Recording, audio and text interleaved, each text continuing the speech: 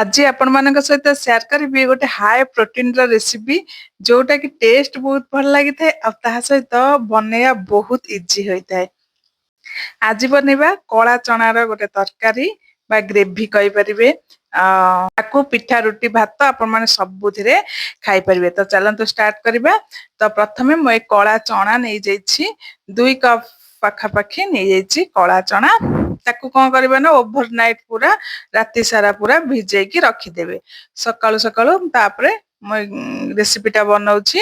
ତାପରେ pressure cooker ନେଇ ଆସିବେ, କଳା ଚଣା ସବୁ ଯାକ ଧୋଇକି ଭଲ ଦେଇଦେବେ। ଗୋଟେ ପିଆଜକୁ କାଟିକି ଦେଇଦେଇଛି, ତା ସହିତ ଭୃସଙ୍ଗ ପତ୍ର ଦେଇଦେବେ, ତା ସହିତ ହଳଦୀ ଆଉ ଲୁଣ ଦେଇକି ଭଲ ଭାବରେ ସିଝେଇ ନେବେ।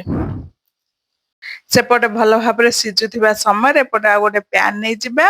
ପ୍ୟାନ ନେଇକି ସେଥିରେ କିଛି ତେଲ ନେଇଯିବା ଆଉ ନେଇଯିବା କୋରା ନଡିଆ, ତା ସହିତ ନେଇଯାଇଛି ଗୋଟେ ପିଆଜ, ତା ସହିତ ଧଣିଆ ଗୋଟା ଧଣିଆ, ଗୋଲମରିଚ ଗୋଟା ଗୋଲମରିଚ, ଭୃସଙ୍ଗ ପତ୍ର।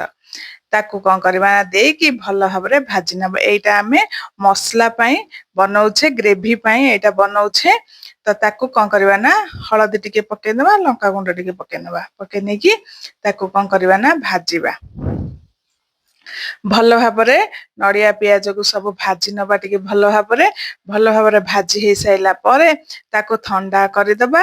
ଥଣ୍ଡା କରିସାରି ଗ୍ରାଇଣ୍ଡିଙ୍ଗ ଜାରରେ ନେଇଯିବା। ଟିକେ ପାଣି ଦେଇକି ତାକୁ ଭଲ ଭାବରେ ସ୍ମୁଥ ପେଷ୍ଟ ବନେଇକି ନେଇ ଆସିବା। ଆମର ଏବେ ତରକାରୀ ପାଇଁ ମସଲାଟି ରେଡି ହେଇଗଲା।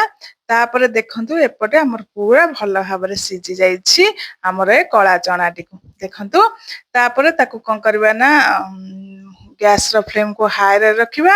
ଭଲ ଭାବରେ ଫୁଟିବା ସମୟରେ ତାପରେ କଣ କରିବା ନା ମସଲା ଯୋଉ ବାଟି ରଖିଲେ ତାକୁ ଦେଇଦବା। ଦେଇକି ଭଲ ଭାବରେ ମିକ୍ସ କରିନେବା। ଭଲ ଭାବରେ ମିକ୍ସ କରିସାରିକି ତାକୁ ଭଲ ଭାବରେ ଫୁଟିବା ପାଇଁ ଛାଡିଦବା। ତାପରେ ଏପଟେ ଆଉ ଗୋଟେ ଛୁଙ୍କ ଲଗେଇବା। ଆମେ ସେମ ପ୍ୟାନ ରେ ତେଲ ଜିରା ସୋରିଷ ଦେଇଦବା, ଶୁଖିଲା ଲଙ୍କା ଦେଇଦବା, ଭୃସଙ୍ଗ ପତ୍ର ଦେଇଦବା, ଗୋଟେ ପିଆଜକୁ ମୁଁ ଚୁନ ଚୁନ କରି କାଟି ନେଇଛି ତାକୁ ଦେଇଦବା। ଫ୍ରାଏ କରିନେବା। ଫ୍ରାଏ କରିକି ଆମେ ଯୋଉ ଆମର ଭଲ ଭାବରେ ଫ୍ରାଏ କରିନେବା। ଆଉ ଯୋଉ କଳା ଚନାଟି ଫୁଟୁଥିବ ସେଇ ସମୟରେ ଆମେ କଣ କରିବା ନା ଏଇ ଛୁଙ୍କଟିକୁ ସେଥିରେ ଦେଇଦବା। ଦେଇକି 5 ମିନିଟ ପୁରା ହାଇ ଫ୍ଲେମ ରେ ଫୁଟିବା ପାଇଁ ଛାଡିଦବା। 5 ମିନିଟ ପରେ ଆପଣ ମାନେ ଘୋଡେଇକି ପୁରା 10 ରୁ 15 ମିନିଟ ରଖିଦେବେ। ରଖି ସାରିଲା ପରେ ଆମର ଏବେ ରେଡି ହେଇଗଲା ହାଇ ପ୍ରୋଟିନ କଳା ଚଣାର ଏଇ ତରକାରୀଟି। ଆପଣ ମାନେ ପିଠା ରୁଟି ଭାତ ସବୁଥିରେ ଖାଇପାରିବ। ଆଉ ଏଇ ଗ୍ରେଭିଟା ସବୁଠାରୁ ଟେଷ୍ଟି ଗ୍ରେଭି ଲାଗିବ। ଭଲ ଲାଗିଲେ ଲାଇକ୍ ସେୟାର କମେଣ୍ଟ କରିବେ।